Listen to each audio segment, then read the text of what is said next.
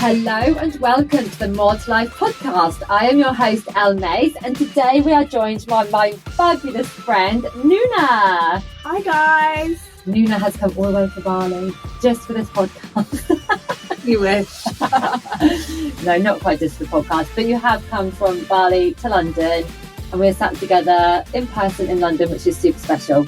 Yeah, it's been a year. I know, it has. One of these friends that you see yearly or like even every 2 years, but when you meet, it's just like, it's like you see each other all the time. Yeah. So nice. And we have a special episode today because we're not necessarily like interviewing Nuna about, you know, what you do and who you are, but you can give us that introduction as well. We are going to talk more about the general stuff that comes with people who suffer with low self-worth. Myself and Nuna have both suffered with low self-worth, and we were just talking and really having such a giggle about all the crazy stuff that leads us to do, how we behave, how we think and feel. So we will come on to that, but Nuna, just give us a little breakdown on who you are. Yeah, amazing. Thank you so much. So I'm Nuna. I'm a coach, healer, and I host retreats as well.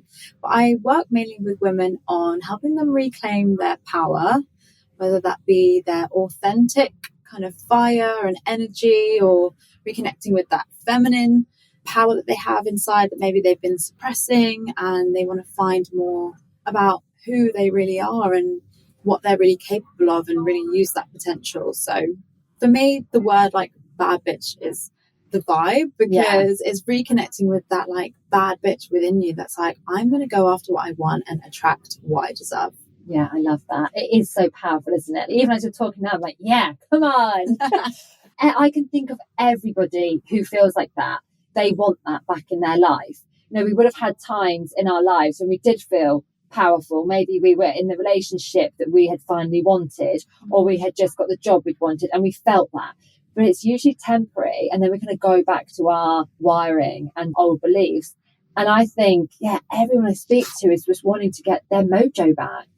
Yeah, 100%. And what you said then about a relationship that you've always wanted and feeling powerful in that, actually working on why you wanted that in the first place will highlight so much about you. So what I try and help people do is connect with what's actually going to fulfill them, rather than it's just going to give them validation and then put them back into that pattern of searching and, I guess, chasing things that aren't actually going to bring them full purpose, like, and fulfillment. Yeah, which in the work that you used to do as a nutritionist and, you know, food freedom, which is very much like I do currently still, is that, again, that chase for if I hit a weight on the scales, if I remain a certain size, I'm going to be happy. And we know there is no fulfillment in getting there or trying to stay there either. Exactly. And me and you both know that is working at the root of those problems and those fears, and really understanding why it is that you're not happy, why it is that you're chasing things for temporary validation. Yeah. We live in a world, and social media is adding to this, where we're kind of taught this, aren't we? Buy this, you'll feel fabulous. Yeah. Go here, do this. But actually, and it's fine to do all of that. You know, we love clothes. Well, I do, and love makeup and all this. But actually, it's really trying to do that inner work as well. Yeah. As those extra nice parts of life. Yeah, I think it's like the intention behind why you're doing it. And I say this a lot about like Botox. Yeah. Yeah. Because there's such a debate. If you get Botox, does it mean you don't love yourself? And I don't think that's necessarily true. I think if you believe that you'll love yourself when you have Botox, then you're walking on a slippery slope, aren't you? Because there are other things that are going to change. Like, you will eventually look older. Yes. And you're going to have to deal with that. But if you're getting Botox because you already love yourself and it's just an added bonus, and actually, if you were to age and get wrinkles, you would still have a good life. You'd still feel good in your body and in yourself. And that's a different ballgame. Yeah, definitely. I 100% agree with that. And actually, you can't just keep chasing this because you might get Botox to reduce your wrinkles or get rid of them. then your boobs are going to drop, and then the next thing's going to happen, and you can't just keep trying to fix everything. Like move on to the next thing and the next thing, because as we age and our skin gets looser, cellulite probably gets more visible and all these sorts of things. For you then, when would you say in your life your self-worth has been at its lowest? Well, definitely from the age of like 14, 15 to about the age of 25, 26. And I think that it would go up and down. So it would go up and down with my weight at some points. And then it would go up and down with relationships. And I think I really hit rock bottom when I was in a relationship and I just felt invisible. But I could not break up with him. My whole life, my whole happiness, my whole identity was based around this guy. And even though I deserved so much more and I wasn't happy, I couldn't walk away. And that's when I felt like I literally only have one option here, and it's to like change something about me. Instead of moaning at him all the time that he's not meeting my needs and he's doing that and doing this, I just said, right, I need to look at myself now, because why can't I walk away from a relationship that isn't making me happy? Yeah. And why could you not?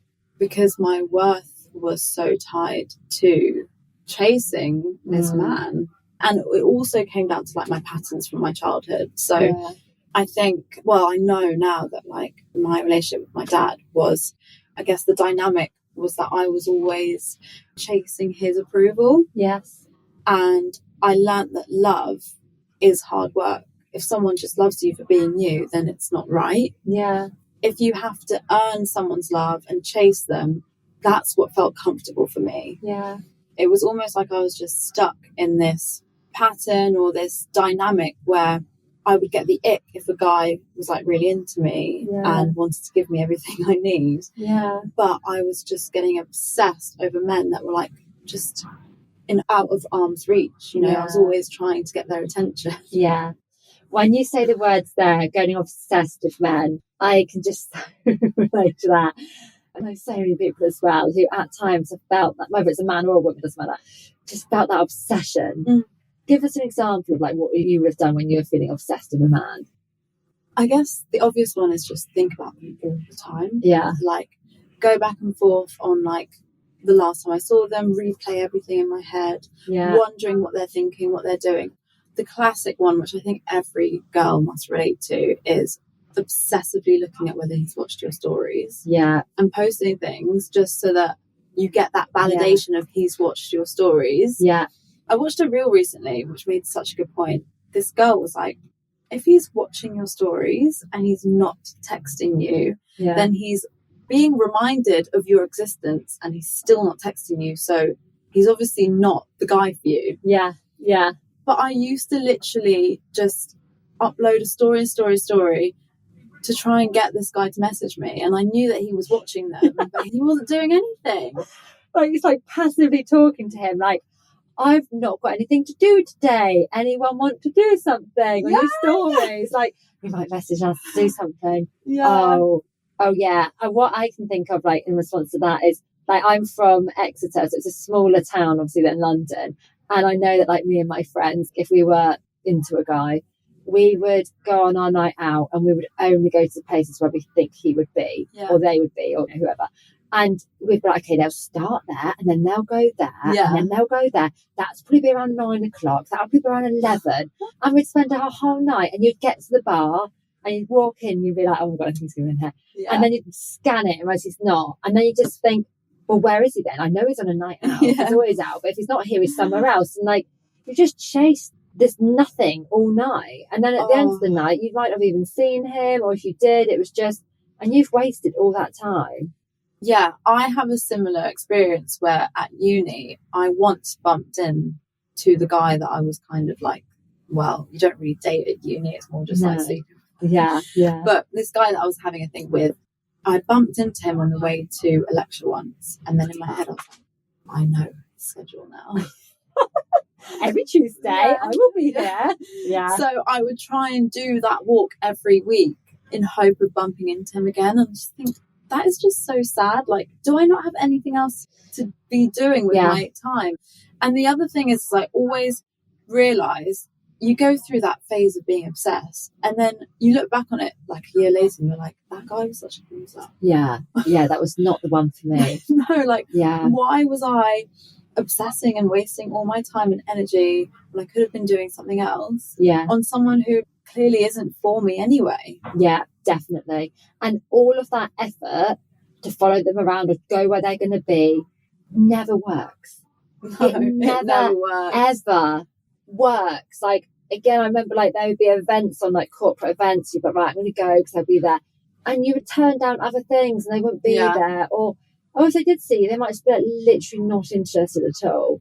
Yeah, 100%. It's that energy. It's that they can sense it. And I know that it's a thing because I have it when a guy's too keen on me as well. Like, I can just feel that there's this energy of, like, desperation. Yeah. And it's off-putting. It is, unfortunately. I wish someone had told me this when I was traipsing around the club, doing laps. Oh, gosh, yeah. And also that moment when, like, your friends go home and you hadn't seen them. Yeah. And you're like, I just need to stay out. Like, do you stay out on your own? Yeah. Do you go home? Yeah. It's the worst. It's like you're a prisoner to your obsession. Yeah. Yeah. Because it doesn't feel good, like, to be in that trap. Yeah. Yeah. And it just comes down to the fact that your self-worth is so low that you need this person to validate you and notice you or to make you feel like you've been seen or you're liked, you're loved, you're accepted. Yeah. That's the thing, because I think in your head you put them on such a pedestal for whatever reasons, and I think for everyone it's different. You subconsciously feel that if they choose you, then that means you're worthy and you're valuable and you're on par with wherever they are, you know. It's like almost you're trying to prove that you're good enough because you don't feel good enough without them, if that makes sense. Chasing that feeling of, like, if I get them, it'll be fine. If I'm in this relationship, it'll be fine. It's not. And, like, from my experience, I chased and then we ended up in a relationship, but I was chasing for another 5 years, like, in the relationship. Just because they commit to you, it doesn't mean you stop chasing them emotionally or for the validation. He was my boyfriend, but I still felt like I was constantly chasing him for attention, approval. Everything was based on what he was giving me, if that makes sense. Yeah. So in terms of your, like, body image, how you felt about yourself, like your actions towards yourself when you were struggling with low self-worth, like, what did that like for you? Oh, I feel like when I look back on it now, I'm able to laugh. At the time, I didn't think it was funny. I didn't even think it was weird, the things that I would do. So I remember when I used to weigh myself obsessively, like, I was obsessed with that number on the scales. And I would literally wake up so excited to weigh myself. And I really wanted it to be lighter than the day before. So I would sit on the toilet and just get everything out for as long as possible. I would even put my feet on the toilet seat and, like, because I... No, I know. Because I read somewhere that that's the position that you should poo in. Because definitely. It gets everything out. So I'd literally sit there for, like, well, not sit there, squat there for like 20, 30 minutes because I thought I need that number to go down. Oh, it's awful, isn't it? I know. It is, it's awful. The thing is, your number cannot go down every day, otherwise you will disappear to dust and that's it.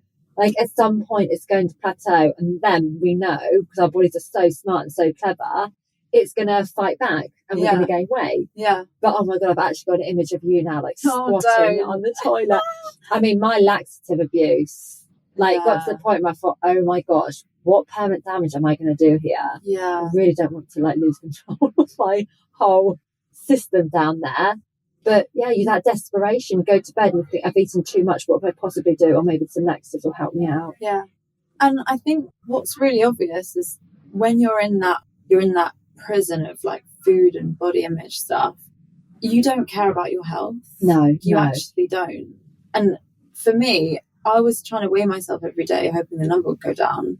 what difference would it make if that number was based on like how much food was in my stomach rather than the fat on my body? Do you know what I mean? Like, it was kind of irrelevant whether I had been to the toilet or not. Yeah. Do you know what I mean? It just didn't make sense. Yeah. And I used to like smoke so many cigarettes to try and curb my appetite. Yeah. I just remember being on the balcony at my uni house, just like dying of hunger, but thinking I cannot eat again before I go to sleep. Yeah. And I was like ruining my health with cigarettes just to curb my appetite. Yeah. Cigarettes is a huge one, isn't it?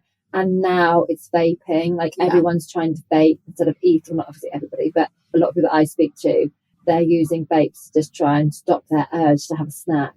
Yeah. What's really interesting is I actually quit vaping I vape again now, but I quit vaping for good for like 3 months in November. And I gained a lot of weight. And I didn't start vaping to lose weight. So I just gained this weight just because I didn't have that habit of like smoking after I eat. Yeah. And what I really think it's down to is that I would seal each meal with the vape, because when I quit, I was relying on the vape to tell me when I was full rather than listening to my stomach, if that makes sense. Yeah. So what happened is when I stopped vaping, I'd forgotten how to connect with my fullness. And then so I would just eat more.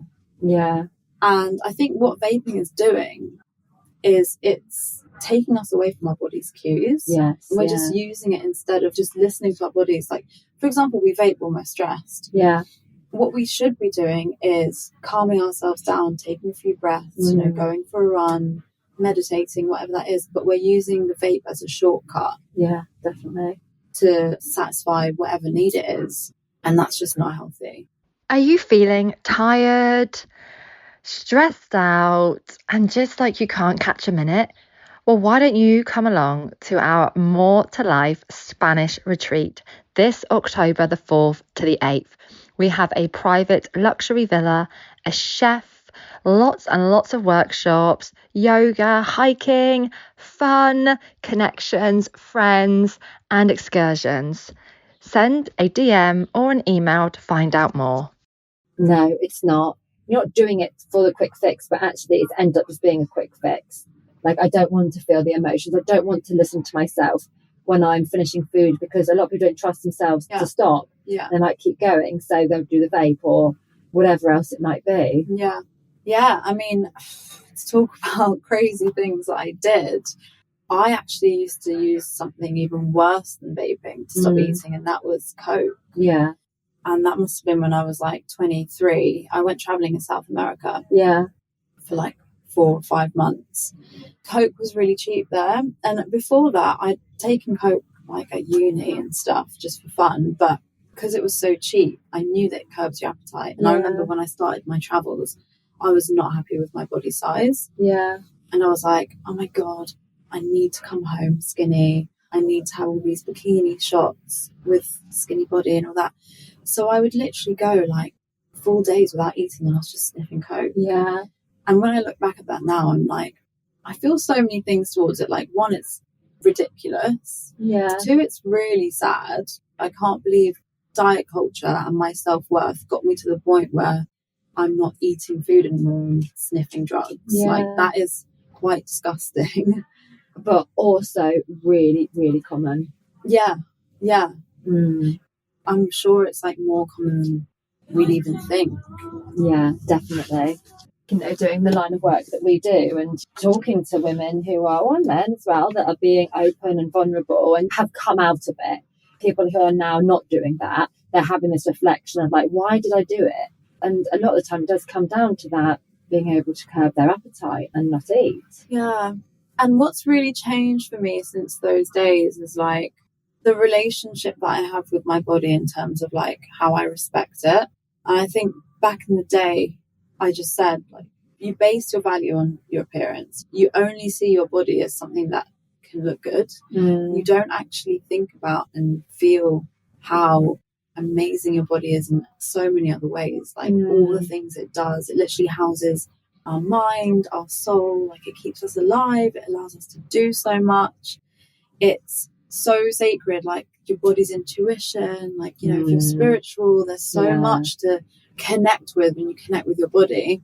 And it makes me really sad that I was just putting absolute trash in there. Yeah. And like, just leading on from that with the coke is alcohol as well. Like we were talking before, weren't we, that we kind of like suppress all this emotion, and then, I mean, not so much now, but when I was younger, I would drink alcohol and like just this beast would be released from within me. Like just either going absolutely crazy, wanting to stay out, do all crazy things, or did my emotion would just take over me, whether that was like anger or upset, or not really thinking logically. Like I look back to the 18-year-old me, 1920, like, bad times. Yeah, I never really had personally an issue with alcohol and how I was, my behaviour, but I had friends that did. Yeah. And like they would be the sweetest, nicest people, very quiet when they were sober, and then they get drunk and they'd be like angry at the world, you know, picking fights with everyone. Oh yeah. And it was so interesting to see that contrast. Yeah. Because it made me think, okay, maybe they're people pleasers when they're sober. Maybe they're not fully expressing, maybe they're suppressing things that when they're drunk just comes out, and there's stuff that needs to be worked on. Do you know what I mean? Yeah, that people pleasing, absolutely. Just not being authentic to themselves, living a life that is not them, and suppressing those real like core emotions like comparison and jealousy. And it's okay to have those emotions, and you know, hopefully in day-to-day life we can say, oh, you know, I was comparing myself to them, or I feel a bit jealous about they've got this or they're doing this, but instead we suppress it, and then when we've had alcohol, it's like, just doesn't come out well. Yeah, I totally agree with you. I think it's like we reject parts of ourselves because we think they're bad. So like things like jealousy, anger, guilt, we feel like they're bad emotions to feel, so we try not to feel them, when actually it's about bringing your shadow into the light and loving every part of you, so that there's not so much like friction and like tension between the things that you just want to feel and be authentic about and express. And no one's perfect, but we all have this image of where we're supposed to strive for perfection, and perfection's actually really toxic. Oh, it's so toxic. No one is perfect. No one will ever be perfect. It's just being imperfectly perfect, isn't it? Like Brené Brown says. And the more you strive for that, and the more the control piece, like the more you try to control the situation, that's something that my old low self-worth, I used to try and control everything. Not in terms of like OCD and like my routine or anything, more in terms of like relationships. Like if there was not a right vibe with somebody, I would hate that. So I'd be like, no, we've got to be friends. Like we've got to like each other. Let's like try and change this. Or friendship groups, if things aren't working out in friendship groups, you've got to find a way to make it work. When actually it's all right for it to not work anymore. Oh yeah, absolutely. Yeah, I think I was going to say this earlier, like what happens when you stop trying to control everything and you're just accepting of what is? Life just flows so much more easily. Because when you feel like it's all your responsibility, that's a lot to have on your shoulders. Like it means that you've got to constantly, every day, do things and make sure things are going a certain way, and you actually can't control what's going on around you. So putting that responsibility on yourself, you're always going to feel drained and disappointed. And I mean, and it's the same with like your body. Like if you're always trying to control what your body looks like, that can't last forever. You know, as we said earlier, like you're going to get old. You can't escape that. You have to start accepting things and just going with the flow of life. Yeah, definitely. And we also said about how we were so free-spirited, like we used to be kind of both pretty wild, and we loved it, and it didn't really affect us. Like it certainly didn't for me. I was super crazy and loved every minute of it until I got older. And then in terms of that, like getting older, yes, our physical bodies get older, my mind was like challenging me, like actually this isn't so enjoyable now, or I'd be trying to force these nights because when I was younger these nights were so amazing, but really I'm sat in my own head questioning like what the hell I'm doing. And that's your mind obviously getting older and wiser and kind of rejecting your behaviours. Yeah, I mean, I used to go out with a DJ. Our life was partying. Like we were long distance, so the only time we would see each other was on the weekend, and he was DJing. Yeah. So I would end up just like partying with him for like hours and hours. And it was fun at first. I felt like, oh my God, this is so freeing. I love the music. And then as I got older and I realised that I wanted to do things with my life and I had a purpose and I wanted to achieve things and I started really caring for my body as well, I had to let go of all of that. Yeah. That was part of the reason why we broke up, is because I had to decide that I want a certain lifestyle for myself. And we have two completely different, I guess, goals or visions of what we want our life to look like.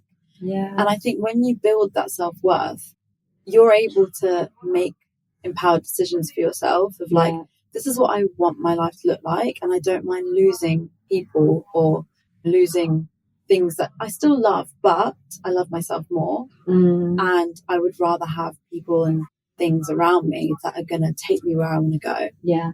And that is really scary, isn't it? Yeah. That thought of like, okay, when you start losing somebody, like that is the reality. Like some people you have to let go. They might not be completely out of your life, but even if you're in a relationship with them, friendship, relationship, anything, you're spending time and you're talking to them, and then it goes to a lot less. You're still losing them, and that's really scary. It's like, it's hard. Yeah, it is scary, and that's the reason why I stayed in a relationship that wasn't fulfilling my needs for like 5 years, because my whole self-worth depended on him. So it was too scary to let go. But it was really when I started therapy and I started coaching as well that I started looking at myself and started realizing, okay, there are parts of me that I really need to work on. And I made it my priority I didn't focus on the outcome of the relationship. I just focused on, okay, how can I repair the relationship I have with myself? And then as months went on and I really felt rooted in who I was and what I wanted, and I loved myself so much more, that relationship was a lot easier to walk away from. It wasn't like, of course it was hard. And yeah, like I can love that person from afar and we're still friends, to be fair. But the decision that I made was that I know what kind of relationship I want and deserve. And unfortunately, I didn't feel like he could give me that. Yeah. And I wanted to stop trying to force it out of him, if that makes sense. Yeah. In my head, I was like, okay, I'm good with being on my own for a bit until I find the person that can give me what I want. And I could not have done that if I hadn't worked on my self-worth. Yeah, working on your self-worth. And what you're saying there is like, you're saying, I knew this because you knew it from your gut. And like, that just reminds me of some situations with me when I was younger. Like, I knew it in my gut. I knew it wasn't right. I knew I couldn't trust him. However, I didn't do anything about it until I felt like I needed like core evidence. So like, for example, I really laugh at this with my friends, but I mean, we were so young. I was like 18. We all knew my boyfriend was cheating on me, but that wasn't enough for me to just go, okay, he is, I'm going to walk away. I was like, well, I don't know. I've got to catch him. And he had this flat, and me and my friend would drive in my car. I think I'd passed my test not that long before. We would drive in the car and just sit outside his flat and just wait and see if anyone would go inside, then we'll go outside, wait for the curtains to move. Oh my God. Completely stalker. Did anyone catch you? No, is that? And we always just like every now and then, like if we thought something had moved, we would like duck right down, and we'd be like, oh my gosh. And I said, like, why did we not take popcorn with us? Like, this is like a movie. And I remember another time he went out and I didn't hear from him all night, and I was like, I don't know, I can't remember. And I was like, he would have been really smashed. So if he's taking someone back, the last thing he's going to think is that I'm going to turn up at his door at like 6 o'clock in the morning. And I couldn't sleep. I riddled of anxiety. You know, when you're like sick in your stomach, like the most horrific, like almost shaking. I mean, I was 18. It was not recent. I literally was like, I'm going to go, because if someone is with him, they're not going to have left before 6 o'clock in the morning. So I remember like just going around to his flat just to try to see what's going on. It's like, I knew that he wasn't right. So why couldn't I just breaking it off? Yeah. Why do you think? Tortured myself. I mean, now I look back, I'm like, that's brilliant. Yeah. But yeah, I think, why did I have to put myself through that and keep him? Because I was really obsessed with him. I really don't know why. And in reflection, I really don't know why. They're the crazy sort of things we do.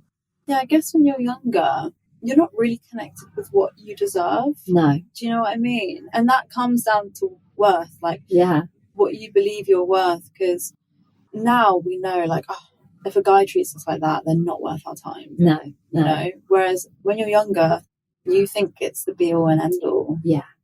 And you think also you're quite naive to that you think it's the one. Yeah. Like, I thought he was the one. And also, like, now doing all this work that we do on ourselves, I now know you can't change people. Mm-hmm. But there was always this hope where I could change him. Well, I knew that every time he did it, he'd say sorry and he'd get me back. So I knew, like, okay, we'll get back together and I'll change him. And, like, again, just like chasing this desperate need. Yeah. Thinking that it was going to be me and him forever. I'm not someone to sit in my car eating popcorn, chasing someone around. Yeah. It's like we kind of degrade ourselves. Oh, yeah. We really degrade ourselves. Because when you look back, you're like, that's embarrassing. Like, why was I doing that stuff to myself? But yeah, another thing I was thinking about was I used to edit my photos so badly. Like, I would change the whole shape of my body. I could make a bad photo into a good photo. Yeah. And it was all because I wanted likes on Instagram. And I wanted people... The thing is, I used to go up and down in weight all the time because I was a binge eater. And then I would restrict. I would only really let myself out of the house if I was like the weight I wanted to be. Yeah. If I went on holiday and I wasn't as thin as my last picture, I'd be like panicking. I'd be like, what am I going to do? Everyone's going to see that I'm weight. So I would edit my photos. Yeah. And also, like, if anyone took a photo of me or uploaded a picture of me and I hadn't edited it, I'd be like shitting myself. Like, what's it going to look like? Oh, gosh. Messaging people like, take it down. Take it down. People can see the real me, sort of thing. Yeah. And I think it's really sad because what it is, it's rejecting what you genuinely look like. You can't edit yourself in real life. Yeah. When you edit yourself in a picture, it's like, I'm saying that I'm not good enough the way that I am. Yeah. And I think a lot of people feel like that. Yeah, and the clothes as well. Like, the clothes I used to wear, I'm pretty sure I didn't wear them because I loved that style. I mean, I did love that style, I think, but I was literally out in pants in the most minimum that I could possibly wear. Yeah. Like, bra and knickers, that's good. I'll go out in that. Like my shorts, I was just known for my hot pants shorts and these little tops because it was the only way I felt good. Yeah. I just had to show my body because I was skinny. So it's like, well, then let's show everyone that I'm skinny because that makes me a decent person, a person that people like. It makes me worthy. Yeah, so you obviously thought your biggest selling point was how skinny you were. Absolutely. Yeah. Absolutely. And like you, if I had fluctuated, because again, a binge eater, so fluctuations, well, I know what I would do. I think we have to put trigger warning on this podcast, but if I was like going out on the Saturday and the Monday, I literally would not eat for the next 5-6 days. Yeah. And stay at home. I remember once I called in sick to work and I didn't go in all week, Monday to Friday. I just stayed in my house just because I knew if I went to work, I'd have to eat because I'd pass out. And I was like, I'll just stay at home and then I'll be able to do it. And then sure enough, did it. Went out, absolutely smashed because I didn't eat anything. That used to happen to me as well. Yeah. Because when I was on a diet, which was always alcohol, I drunk after like one glass. Yeah, but that's when you go and do coke then. Yeah. Sober you up. Yeah, yeah. Yeah, it's so interesting, isn't it? I hope there are young people listening to this. Yeah. Who are 17, 18, 19, 20, thinking, okay, I'm going to skip all of that and just get straight to the working on myself. Yeah, I really hope so too. I mean, listening to you say that, it's reminded me as well, like we used to have this event at uni that used to be on like 3 times a year, maybe 4.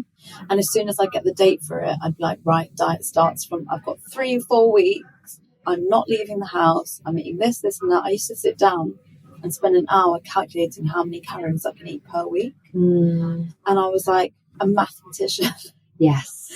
In calories. And I'd eat a chocolate bar for lunch.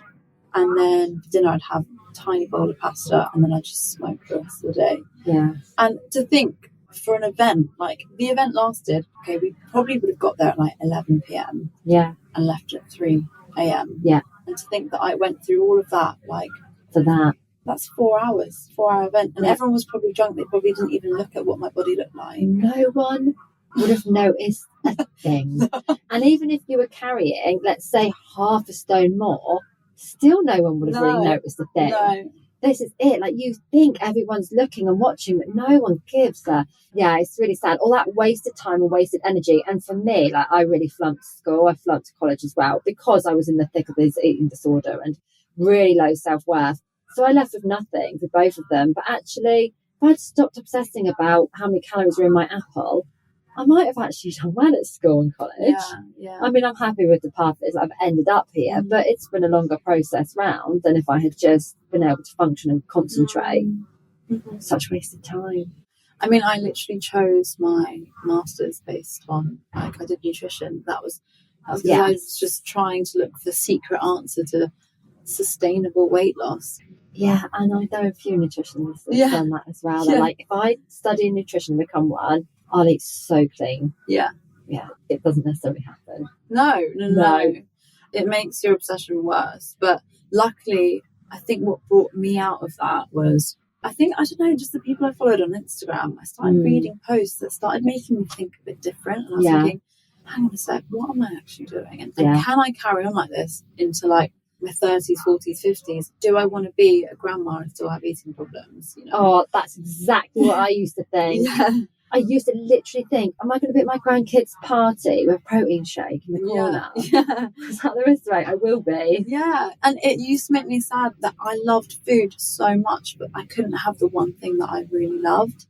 And now, obviously, looking back, I know that the reason why I was so bloody obsessed with food was because I was restricting myself from it. Yeah. Like, I still love food now, but I'm not as obsessed with it as I used to be. Yeah. But, yeah, it was just... started to think outside the box, I think. And then I think I listened to a podcast and I had this like real, I guess, light bulb moment, but I felt super anxious where I thought, oh my God, I've been inspiring people to hate their bodies. Because at the time I was working with women on weight loss. And I was posting stuff about my diets and blah, blah, blah. And in this one podcast, I literally couldn't sleep that night because I was like, shit. Yeah. Have I been promoting fueling this hate for our own selves and our bodies? And I just felt so guilty. And I think that's when the turning point was for me, where I was like, I think I need to start thinking about things differently. Because if you are someone working on weight loss, what you're saying is, I mean, it depends what kind of weight loss. And if you're talking to the people trying to drop half a stone for their holiday, what you're saying is you're not worthy enough to go on holiday as you are. Yes. And I mean, I was in a smaller body than I am in now, and I was posting all about my weight loss journey. And like, what message is that sending out to everyone else that I don't think I am worthy enough at the size that I am? So, when I think back on it, I feel guilty as well because I also had that effect on my sister. Like, my sister didn't die or anything, but it kind of spilled onto her. She would just do it because I was doing it. And I'm so glad now that my kids won't have that version of me that's like criticizing my body and restricting my food. Imagine if you had kids in the thick of that.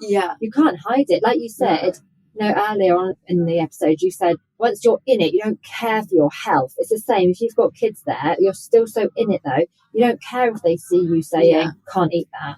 I'm so annoyed I ate that. Like, why'd I eat that cake? Because you're just so obsessed with it that and then they will have it.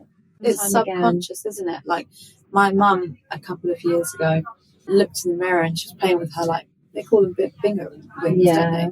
She goes, oh God, look at that. And I was like, Mum, you're not allowed to say stuff like that in front of my kids when I have kids. Yes, you know? Well done. Do not say that stuff, because that's the kind of stuff that I subconsciously was hearing from you.